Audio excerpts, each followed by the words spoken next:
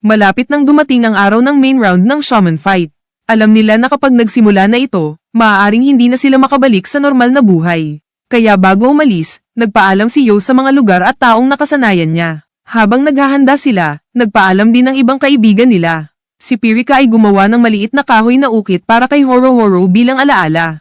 Samantala si Ryu naman ay nagpasyang sumama sa laban bilang isang tunay na shaman at iniwan ang kanyang nakaraan. Habang nag-uusap sina Ana at Yo sa gabi, ibinigay ni Ana ang inayos niyang fight gear at isang regalo mula sa lolo ni Yo. Kahit hindi halata, nahihirapan din si Ana na magpaalam dahil alam niyang hindi na nila makakasama si Yo kapag nagsimula na ang laban. Kinabukasan, nagpunta sina Yo at ang grupo sa tagpuan ng mga shaman na nakapasa sa qualifiers. Nagtipon ng napakaraming shaman sa isang airbase na tinatawag na Yokocho Airbase.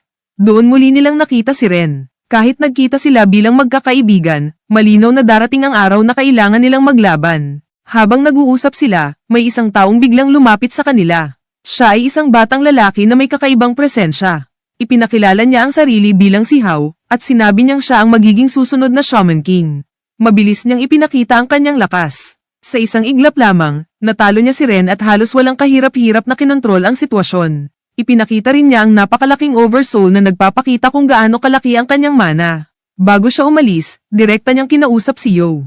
Sinabi ni Hao na espesyal si Yo para sa kanya at kailangan itong maging mas malakas. Gusto niyang makita si Yo na manalo sa mga laban nito para sa kinabukasan ni Hao bilang Shaman King. Pagkatapos ng engkwentro na iyon, dumating na ang sasakyang magdadala sa mga shaman papunta sa susunod na yugto ng laban.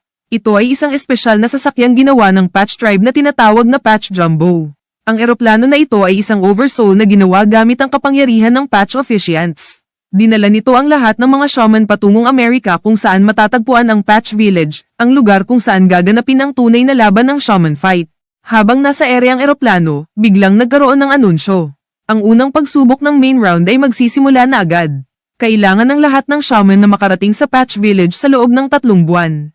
Pagkatapos sabihin iyon, biglang naglaho ang eroplano. Nahulog lahat ng shaman. Sa gitna ng matinding pagkabigla, nataranta si Horo-Horo dahil walang paraan para makaligtas sa ganitong taas. Pero napansin ni Yo na hindi ito simpleng aksidente. Isa itong pagsubok. Ipinaliwanag niya na kailangan nilang gamitin ang kanilang mana sa tamang sandali upang gumawa ng oversoul na sasalo sa kanila bago sila tumama sa lupa. Kung mawalan sila ng kontrol dahil sa takot, tiyak na sila ay mamamatay. Sa huling sandali bago sila tumama sa lupa, nagawa ng grupo na gamitin ang kanilang oversoul at nakaligtas sila.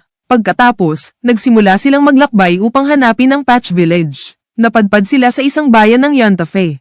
Habang naghahanap ng impormasyon tungkol sa Patch Tribe, nakakita sila ng lumang kanta mula sa tribong Seminoa na tinatawag na Song of Destruction. Ayon sa kanta, ang Patch Tribe ay maaaring may mas madilim na layunin sa likod ng Shaman Fight. Hindi nagtagal, nakilala nila si Lily Rara, isang babaeng mula sa Seminoa Tribe. Galit siya sa Patch Tribe at sinubukan niyang pigilan ang mga shaman na magpatuloy sa laban. Ayon kay Lily Rara, 500 taon na ang nakaraan ay nagkaroon ng trahedya sa Shaman Fight. Ginamit niya ang kanyang kakayahan upang ipakita sa kanila ang nakaraan, isang memorya ng mga sinaunang Seminoa warriors. At dito ipinakita kung paano nagsimula ang Shaman Fight at kung paano pinaniwalaan ng ilan na ang tunay na layunin nito ay ang paglikha ng isang mundo na pamumunuan lamang ng mga shaman. Mas nakakagulat pa nang makita nila ang isang tao doon, isang miyembro ng Patch Tribe na kamukhang kamukha ni Silva ngunit kaparehas ng oversoul ni Hao. Dito nila napagtanto ang isang nakakagulat na posibilidad, si Hao ay maaaring nabuhay na noon pa. 500 taon ang nakalipas. Habang pinag-uusapan nila ito, napagtanto nila na si Hao ay isa sa mga kalahok sa Shaman Fight ngayon. Ibig sabihin, mas malaking banta siya kaysa sa inaakala nila. Kahit binalaan ni Lily Rara ang grupo, ipinagpatuloy pa rin nila ang paglalakbay para malaman ang katotohanan tungkol sa Shaman Fight at sa Patch Tribe. Sa huli, nagpakita mismo si Hao kay Lily Rara at inamin ang katotohanan, nabuhay na siya noon pa at bumalik lang muli sa mundo. Ang tunay niyang layunin ay maghiganti sa mga tao at lumikha ng mundong para lamang sa mga shaman. Dahil alam ni Hao ang lahat tungkol sa nakaraan ng Seminoa Tribe, tinuring niya itong hadlang sa kanyang plano. Sa huli, ginamit niya ang kanyang kapangyarihan at ang Spirit of Fire upang tuluyang patayin si Lily Rara. Samantala, habang naglalakbay sina Yo at ang kanyang mga kasama, biglang nakaramdam si Yo na parang may gustong iparating sa kanila si Lily Rara. Pero dahil wala silang malinaw na palatandaan, nagpatuloy pa rin sila sa kanilang paglalakbay patungo sa Patch Village. Pagkatapos, pinag-usapan nila ang tungkol kay Hao.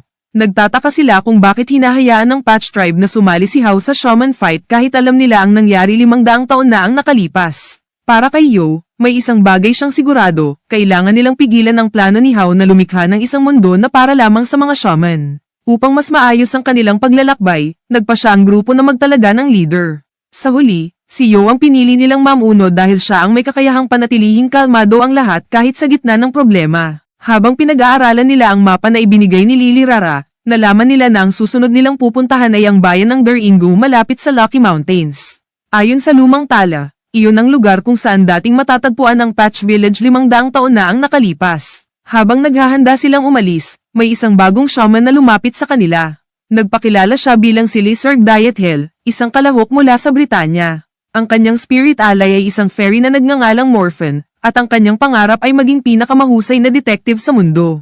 Ipinakita ni Lizard ang kanyang kakaibang kakayahan na tinatawag na dowsing, isang paraan ng paghahanap gamit ang pendulum. Sa tulong ng kanyang oversoul, nagagamit niya ito upang matukoy ang mga tao o lugar na hinahanap niya. Ayon sa kanya, dinala siya ng kanyang dowsing papunta kina Yo dahil sila ang maaaring makatulong sa kanya na mahanap ang Patch Village. Pero hindi agad nagtiwala ang grupo sa kanya. Lalo na si Ren at Horo-Horo, na nagduda na baka isa lamang siyang tauhan ni Hao. Dahil dito, hinamon ni Horo-Horo si Lizard sa isang laban upang subukan ang kanyang kakayahan. Sa laban, ipinakita ni Lizard na hindi siya ordinaryong shaman. Ginamit niya ang kanyang homing pendulum kung saan ang kanyang oversoul ay kumakalat sa buong wire ng pendulum na nagiging parang sandata na sumusunod sa kalaban. Dahil dito, nagawa niyang sugatan sina Ren at Horo-Horo. Nang makita ni Yo na nasaktan ng kanyang mga kaibigan, agad siyang kumilos. Sa isang mabilis na atake gamit ang kanyang Amida style at ang espiritu ni Amida Maru, natalo niya si Lizard sa isang iglap. Doon nagsimulang ipaliwanag ni Lizard ang dahilan kung bakit siya lumalaban. Noong bata pa siya sa London, ang kanyang ama na si Liam Diethel ay isang sikat na detective at isang mahusay na dowser.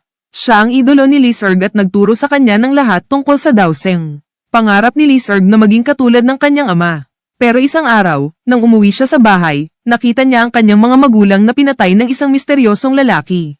Ang lalaking iyon ay si Hao. Sinabi ni Hao na kung sumunod lamang ang kanyang ama at ginamit ang kanyang kakayahan para tulungan siya, hindi sana ito namatay. Dahil sa pangyayaring iyon, nangako si Lizard na balang araw ay maghihiganti siya.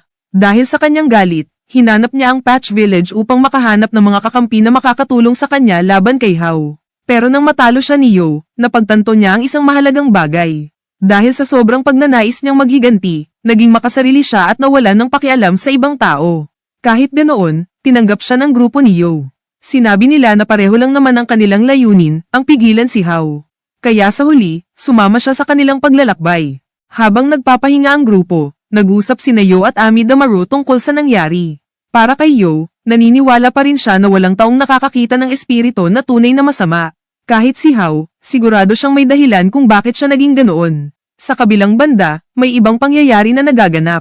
Nakipag-ugnayan ng ama ni Yo na si Miki Hise sa pamilya Asakura. Dahil sa muling paglabas ni Hao, napagdesisyonan ng pamilya na panahon na upang ipaalam kay Ana ang buong katotohanan tungkol sa kanilang pamilya. Dinala si Ana sa isang lihim na lugar ng pamilya Asakura. Doon ipinakita sa kanya ang Haudo, ang sagradong pintuan na nagtatago ng lihim ng kanilang pamilya at ng kanilang pinakamatandang kaaway, si Hao Asakura. Pagkatapos, ipinaliwanag ni Yomei kay Ana ang kasaysayan ng kanilang pamilya.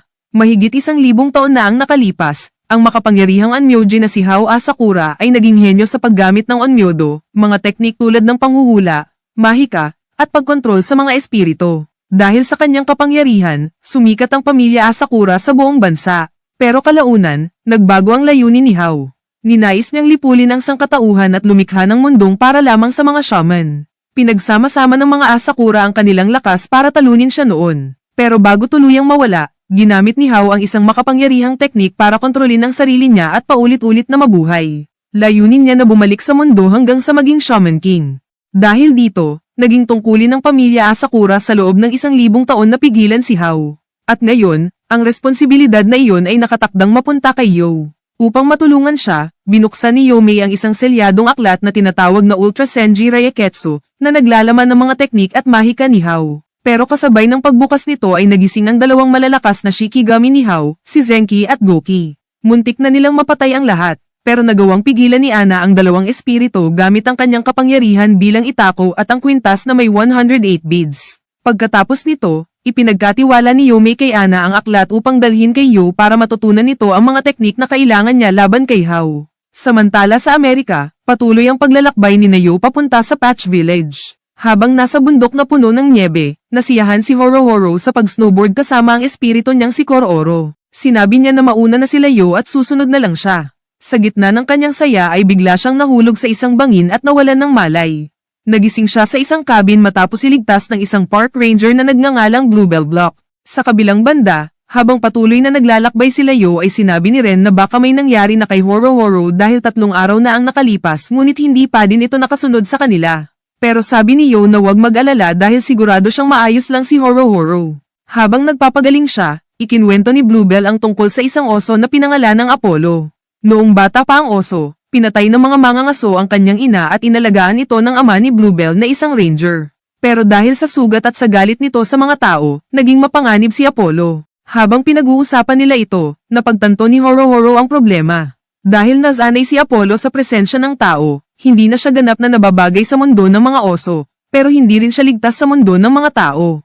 Dahil dito, parang hindi siya naging kabilang sa kalikasan. Pinuntahan niya si Apollo at sinubukang lapitan para kausapin ito bilang isang shaman na naniniwala na ang mga hayop at kalikasan ay parang mga Diyos na dapat igalang. Pero bago pa sila makahanap ng solusyon, dumating ang mga mangangaso at pinatay si Apollo para lamang sa libangan. Nang marinig ito, labis na nagalit si Horo. Hindi niya matanggap na pinatay ang hayop ng walang dahilan. Para sa kanya, kung papatay man ng hayop ang tao, dapat may respeto at pasasalamat dahil may buhay na nawala.